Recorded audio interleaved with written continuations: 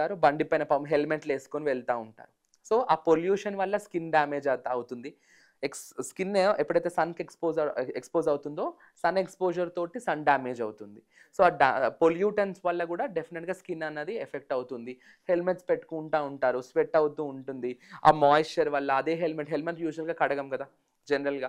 So, ఆ అదే helmet పెట్టుకొని ఆ హెయిర్ థిన్నింగ్ అన్నది స్టార్ట్ అవుతుంది. ఓకే. హెయిర్ ఫాల్ అది మెయిన్ ఎఫెక్ట్ అవుతూ అయితే అది ఉంటుంది. నిజమే. ఎందుకంటే నిజం. చాలా మందిది డౌట్ వాళ్ళు అడుగుతున్నప్పుడు విన్నాను. హెల్మెట్ పెట్టుకుంటే హెయిర్ ఫాల్ అవుతుందని. హెల్మెట్ పెట్టుకుంటే హెయిర్ ఎందుకు ఫాల్ అవుతది అంటే అనుకున్నాను. హెల్మెట్ పెట్టుకోవడం వల్ల హెయిర్ ఫాల్ అవ్వదండి. Helmet is not the cause for your hair fall. The way you are using the helmet is the cause. అంటే హెల్మెట్‌ని కనీసం నౌ అండ్ దెన్ ఎండలో పెట్టడం. మరి కడగలేం డెఫినిట్‌గా. కడిగితే పాడవుతుంది కాబట్టి అప్పుడెప్పుడు sun is the best disinfectant. మంచి ఎండ ఉన్నప్పుడు తీసుకెళ్ళేసి మీ హాలిడే ఉన్న రోజు ఎండలో పెట్టుకుంటే దాంట్లో మైక్రోబ్స్ అలాంటివి ఉంటే పోతాయి.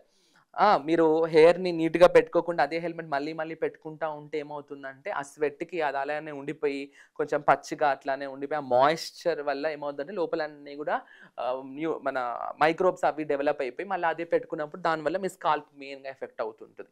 అందుకని if you are as far as your scalp is good, as far as your hair hygiene is good, as far as your helmet is neat enough, helmet won't cause any hair fall. But helmet is also ఇప్పుడు ఇవంతా ఇంత జాగ్రత్తగా helmet వాళ్ళకుండే ఈ busy life స్టైల్‌లో ఇప్పుడు హెల్మెట్‌ని గూడా అంత జాగ్రత్తగా ఎవరు వాడతారు? కాబట్టి కనీసం హెల్మెట్ పెట్టుకునేటప్పుడు ఒక హెడ్ క్యాప్ పెట్టేసుకొని, హ్యాండ్ కర్చీఫ్ పెట్టుకొని దాన్ని పెట్టుకోవడం.